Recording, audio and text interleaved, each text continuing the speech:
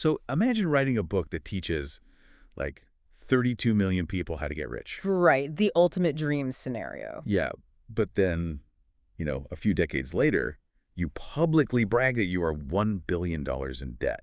Like, proudly. Which is just, I mean, it completely shatters the conventional image of a personal finance expert. Oh, absolutely. You expect the guy holding the map to wealth to be sitting on this mountain of unencumbered cash, not proudly leveraging $1 billion and telling the public, if I go bust, the bank goes bust. Not my problem. It's wild. And that's not a hypothetical. That is literally Robert Kiyosaki. Yeah. So today's deep dive is into the foundational concepts, and honestly, the massive, messy controversies surrounding Kiyosaki and Sharon Lecter's cultural juggernaut, Rich Dad, Poor Dad. It's a classic. It is. And to do this, we are pulling from a pretty wide stack of sources.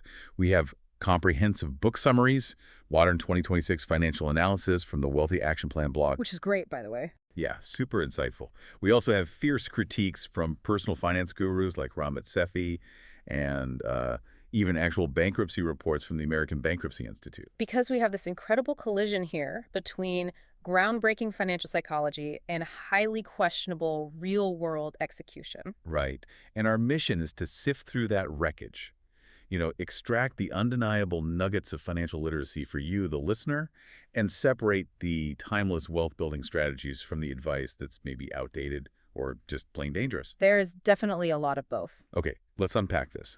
Because to understand how a financial guru ends up $1 billion in debt, we actually have to go back to the core paradigm shift that started it all.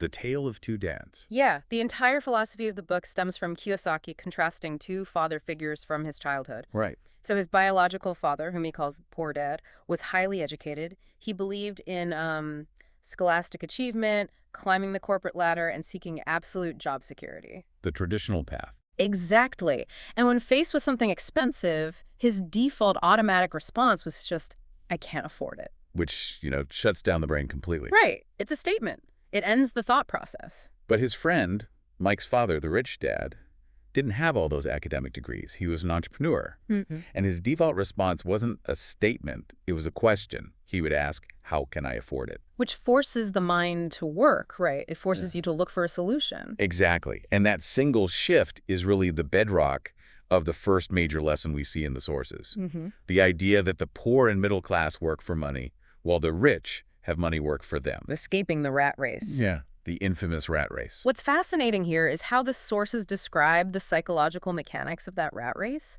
It's essentially this endless loop fueled by two fundamental human emotions, fear and desire. Tell me more about that. Well, first, you have the fear of not having money.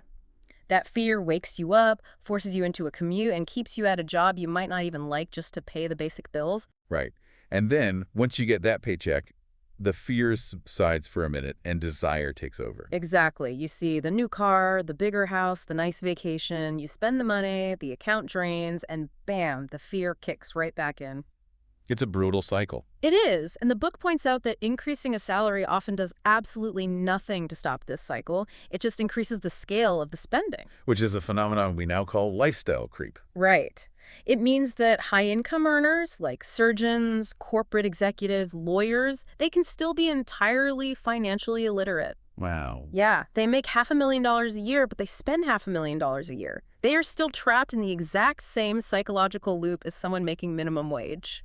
That is terrifying. There's a hilarious but very telling anecdote from the summary about how Kiyosaki and his friend tried to escape this loop as kids. Oh, the toothpaste tube. Yes, they literally tried to make money by collecting empty lead toothpaste tubes, melting them down, and pouring the lead into plaster molds to forge nickels. Which is just straight up counterfeiting. A federal crime. But it shows a child's literal interpretation of wealth creation, right? Yeah, making money, literally. But the rich dad catches them, thankfully, and redirects that energy.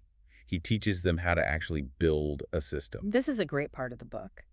They end up taking comic books that the local store was going to throw away, and they create a comic book lending library in a basement. They charge neighborhood kids admission to read as many as they want, hire another kid to manage the door. And suddenly they were making money while they were at school. Exactly. They built an asset. Their money, or in this case, their system, was working for them. But to build those systems as an adult, You have to acquire financial literacy. Right, which brings us to lesson 2. Yeah, you have to understand the rule that made this book so famous. You must know the absolute mechanical difference between an asset and a liability. The Kiyosaki definition is ruthlessly simple, isn't it? Very simple. An asset puts money in your pocket. A liability takes money out of your pocket. It sounds obvious when you say it like that. It does, but then the book applies it to something very personal and basically kicks a hornet's nest.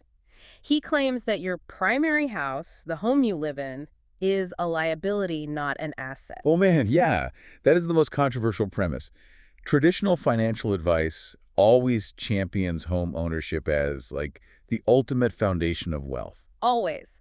But if you look at the actual monthly cash flow, a primary residence requires a mortgage payment, property taxes, insurance, HOA fees, and constant maintenance. Right, water heaters break, roofs leak. Exactly. It is actively pulling cash out of your pocket every single month. So, buying a house is less like buying a gold bar and more like buying a treadmill. A treadmill, I like that. Yeah, because it feels like an investment in your future, but it requires constant energy and upkeep just to maintain it. It doesn't magically print cash while you sleep. And if you lose your job tomorrow, your primary residence isn't going to generate income to buy your groceries. In fact, Yeah. the mortgage becomes a massive immediate threat to your survival. That makes total sense when you frame it around cash flow. The core argument is that the middle class buys liabilities. Expensive cars, big primary homes, boats thinking they are assets. While the truly wealthy focus all their capital on acquiring true assets, things that generate passive cash flow, regardless of whether they punch a clock that day. Exactly. So if a primary residence is draining your cash, you need a new place to park your capital. And the sources argue that the biggest mistake people make here is confusing their day job with their actual wealth-building engine. This is lesson 3, mind your own business. The book makes a really critical distinction between your profession and your business. And to illustrate this, the sources bring up that brilliant story about Ray Kroc, right? The man who built McDonald's. Oh, yeah. He's speaking to a group of MBA students at the University of Texas, and he asks them what business they think he's in. And the students just laugh. They say, "You're in the burger business." But Kroc says no. His profession is selling fast food franchises. His business is real estate. Wait, real estate? Yeah. The franchise owners sell the burgers to pay the rent on the land that Kroc's company owns. McDonald's is actually one of the largest real estate holders in the world. That is mind-blowing. So your profession is how you fund your daily life. But your business is your asset column. Exactly. It's the income-generating real estate, the dividend-paying stocks, the intellectual property you are quietly accumulating on the side. And to conceptualize how you transition from one to the other, Kiyosaki introduces the cash flow quadrant. Let's break that down. Sure, it's a cross with 4 letters. On the left side, you have E for employee and S for self-employed. Oh. But on the right side, you have B for big business and I for investor. So what's the defining difference between the left and the right side? It's all about the mechanics of leverage. People on the left side trade their personal time for money. An employee works for a system. Right. A self-employed person, like maybe a freelance graphic designer or a solo plumber, they are the system. If the plumber takes a month off, the income stops completely. Because they're trading hours for dollars. Exactly. They value security, but ironically, they are the most vulnerable to burnout, and they pay the absolute highest percentage in taxes. So on the right side, the mechanics completely change, don't they? They do. The B quadrant, the big business owner, creates or owns a system where other people do the work. So if that plumber builds a company with 50 vans and hires a general manager, he can take a year off and still make money. Precisely. And then the I quadrant, the investor, goes a step further and uses money to make money. They value freedom over security. Right. They use other people's time, other people's money. And crucially, they operate under an entirely different set of tax rules. Here's where it gets really interesting. Because lesson 4 dives deep into the history of those tax rules and the power of corporations. It's a fascinating history. The sources talk about how the 16th Amendment created permanent income taxation in the U.S. It was originally sold to the public as a Robin Hood philosophy. Right, take from the rich, give to the poor. Exactly. The politicians promised they were only going to tax the ultra-rich to fund the government. But the book argues this massively backfired on the middle class. Because the wealthy didn't just accept the new rules, they analyzed the mechanics of the law. Right. Financial IQ is described as a combination of accounting, investing, understanding markets, and understanding the law. The wealthy realized they didn't have to earn money as individuals. They could earn money through the legal structure of corporations. But how does that actually work in practice? If the system was allegedly designed to take from the rich, how do the policymakers get so thoroughly outsmarted? How does a corporate charter protect their wealth? It all comes down to the order of operations in the tax code. Okay. An individual employee earns money, gets taxed on that earning immediately through payroll deductions, and then tries to survive on whatever is left over. Earn, tax, spend. Exactly. But a corporation operates in reverse. A corporation earns money, spends whatever it legally can on business expenses, travel, equipment, meals, vehicles, and is only taxed on the profit that remains. Oh, wow. So earn, spend, tax. Yes. So if a corporation earns $100,000 and reinvests $80,000 back into the business, it only pays taxes on $20,000. Whereas an employee earning $100,000 pays taxes on the whole amount before they even see the check. Right. And it's important to note, impartially, that it's not necessarily a sneaky, illegal loophole. It is the literal rulebook designed by governments to stimulate business growth and job creation. The wealthy just learn how to play the game on the right side of the quadrant. That makes a lot of sense. But knowing the tax laws is only half the battle. To actually buy these assets and utilize these corporate structures, you need capital. Which brings us to lesson 5. Right, the rich invent money. A major premise of the book is that you don't necessarily earn that capital by saving pennies from your paycheck. You invent it, because wealth used to be defined by who owned the most physical land. But today, wealth is defined by information and the courage to act on opportunities that others are too scared to touch. The book uses Alexander Graham Bell to demonstrate this, right? It does. He invented the telephone, but the mechanics of building a nationwide network were just overwhelming. So he went to Western Union, the massive telegraph monopoly, and offered them the patent for $100,000. And Western Union laughed at him. They thought it was a toy. Yeah, they rejected him completely. But instead of giving up, Bell pushed past his inner critic, bravely gathered investors, built his own infrastructure, and created AT&T. He essentially invented a multi-billion-dollar industry out of thin air because he saw the value of information when the establishment didn't. And to develop that kind of vision, Lesson 6 emphasizes that you must work to learn, not work for money. Right. The traditional advice is to seek a job with the highest starting salary. The wealthy mindset says to seek a job for the specific skills it will teach you. So like seek work for the skills you'll acquire. Exactly. If you master just one additional skill, like the management of cash flow, systems, or people, your lifetime income potential jumps exponentially. But here's the thing. Even with all this financial IQ, even if you understand the tax code and assets versus liabilities, the sources acknowledge that people still fail. They do, because of psychological obstacles. Yeah, the book points out 5 main reasons why even financially literate people struggle.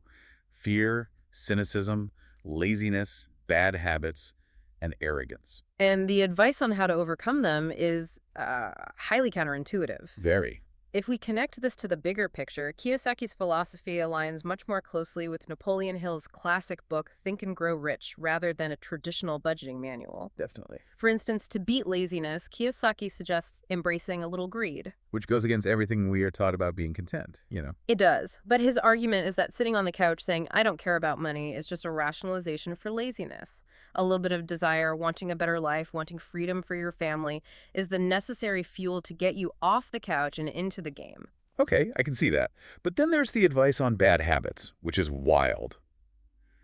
The book says the ultimate bad habit is paying everyone else before you pay yourself. Ah, the pay yourself first principle. Yes. The proposed solution is that the moment you get money, you put a percentage into your asset column investments, your business, before you pay your monthly bills. This is one of the most heavily debated concepts in personal finance. I mean, I have to push back on this. Wait, let me make sure I'm hearing this right.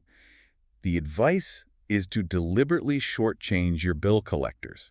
Wow. To take the money you owe the electric company or your landlord and put it into an index fund or a business venture, isn't that just a fast track to getting evicted and destroying your credit score? That is the exact tension the book creates. The underlying psychological theory here is about leveraging artificial pressure. Artificial pressure. Yeah. If you pay yourself first and suddenly you are short on the rent, the pressure of those looming bills will put your back against the wall. That anxiety is supposed to force your financial genius to kick in. So you're basically putting yourself in manufactured crisis. Exactly. You will be forced to hustle, to invent a new way to generate that missing income rather than just settling for what you have. Wow. But the difference between using artificial pressure to motivate yourself and simply acting with severe financial recklessness is a razor-thin line. Oh, absolutely. For someone living paycheck to paycheck, deliberately ignoring bills can lead to a catastrophic spiral of late fees, high interest debt, and ruined credit. Yeah, the theory sounds incredibly cinematic when you're reading it in a comfortable chair. Mm. But when we look at how this high-wire advice actually plays out in the real world, and specifically in the author's own life, the picture gets incredibly complicated. Which brings us to the American Bankruptcy Institute report. Yes, this is where theory meets reality.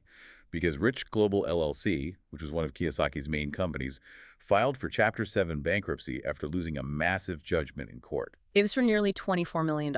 And the irony is staggering. The company they lost to was the Learning Annex. These were the very people who helped make Rich Dad Poor Dad a global phenomenon. They booked Kiyosaki on massive speaking tours, got him on Oprah, put him on PBS. They built his brand. They did. Yeah. And the judge ruled that Kiyosaki's company failed to pay them their contractual share of the profits. But here's the crazy part. Kiyosaki's personal wealth, which Forbes estimated at around $80 million at the time, was completely untouched. This is the real-world application of the corporate shielding we discussed earlier. He used the legal structure of Rich Global LLC to absorb the blow. The ultimate corporate shield. The company itself went bankrupt and was liquidated to satisfy the judgment, but the individual behind the company remained incredibly wealthy. It's just wild to see it happen in real life. Yeah. But his relationship with debt gets even more extreme. You fast forward to 2024, and Kiyosaki publicly states on a podcast that he is $1 billion in debt. And he uses it as a badge of honor. He does. He justifies it by saying he uses debt to buy tangible assets like gold, silver, and Bitcoin, rather than saving cash, which he views as a depreciating asset due to inflation. This raises an important question for anyone trying to implement his strategies. How much of this is brilliant, unconventional financial engineering, and how much is just reckless bravado? Right. Leveraging debt to acquire cash-flowing assets is a standard B&I quadrant strategy. But $1 billion in debt is an extreme, highly leveraged position that directly conflicts with almost every traditional view on financial stability. And the broader financial community has not held back on their critiques. We looked at Ramit Sethi, who is a major personal finance expert. He's on a Netflix show now, right? Yeah, he does. And he completely unloads on the book. He points out a really uncomfortable undertone in Kiyosaki's writing, this pervasive vibe that poor people are just dumb or lazy. Which is a heavy critique. Sethi argues that the book completely ignores systemic poverty, generational barriers, and the reality of economic inequality. Because a mindset shift is powerful, but a mindset alone doesn't magically fix a rigged system or overcome massive systemic hurdles. We have to report that impartially, but it's a very valid counterargument. Absolutely. Sethi also highlights the profound danger of the specific tactics Kiyosaki casually throws out in the text. The book talks about making a killing in penny stocks, executing real estate deals with zero money down, or trading on insider information. Yeah, for a beginner just starting out, pursuing those tactics without a deep, sophisticated understanding of risk management is like juggling dynamite. Exactly. And the Wealthy Action Plan blog from 2026 brings this critique into an even sharper modern focus. They really tear into his asset choices. They argue that the book's intense obsession with physical, illiquid real estate is a trap in the modern economy. When the book was written in the late 90s, leverage was cheap and the housing market operated differently. But in the economic climate of 2026, with fluctuating interest rates, massive maintenance costs, and unpredictable insurance markets, dumping all your capital into a single rental property is incredibly concentrated risk. The blog points out that Kiyosaki notoriously hates diversification. He thinks it's for people who don't know what they're doing. Which is a terrifying stance today. Right. In a 2026 world where AI can disrupt an entire global industry in 6 months, putting all your eggs in one basket is a recipe for disaster. They argue you need the liquidity and broad exposure of index funds, REITs, and the tech sector to survive modern market volatility. But Kiyosaki pushes his followers to dump traditional stock holdings entirely for extreme alternatives. He pivots heavily into survivalist economics, urging people to stockpile physical gold, silver, and crypto while dismissing the traditional stock market as a giant bubble. So taking this book as total gospel is kind of like learning to drive from a Hollywood stunt driver. That's a perfect analogy. It's fantastic for learning how the engine works, understanding the physics of the car, and learning how to be absolutely fearless. Yeah. But you probably shouldn't try to drift your sedan through a grocery store parking lot on your first day behind the wheel. You have to separate the physics from the stunt. The undeniable truth is that Kiyosaki correctly identified the foundational psychology of wealth. His definition of an asset versus a liability is a timeless masterpiece of financial literacy. It completely reframes how an individual views their monthly cash flow and their purchasing decisions. But the execution, the stunts, are where things break down. Precisely. His specific tactical advice lacks modern risk management. The principles of building passive income, utilizing tax codes legally, and acquiring financial education are non-negotiable if you want to build wealth. However, motivation and boldness simply cannot replace the need for genuine diversification, empathy for varying economic starting lines, and a sober mathematical assessment of debt. So what does this all mean for you, the listener, navigating your own finances today? It means you have to be the CEO of your own financial education. You're in charge. You absolutely should take that foundational mindset shift from the book. Stop confusing liabilities with assets. Stop working purely for a paycheck and start building systems that work for you. But you have to leave the extreme debt leveraging, the doomsday prepping, and the complete dismissal of diversification behind. Right. You extract the framework, but you apply your own modern risk-adjusted tactics to fill it in. Exactly. And that leaves us with one final lingering thought based on these sources. The book makes a compelling case that the traditional school system completely ignores financial literacy by design. It trains us to be employees. Which leaves us to rely on our parents, who likely only know the old rules of the rat race. So if that's true, who is actually writing the financial rule book of the future? We're moving rapidly toward a society where financial survival depends entirely on aggressive self-education. The safety nets are shrinking. And if that's the case, what happens to the people who never get the memo? Are we moving toward a society where financial survival depends entirely on self-education? It brings us right back to that billionaire guru. If the guy holding the map is $1 billion in debt, maybe it's time we stop looking for a savior and learn to read the compass for ourselves.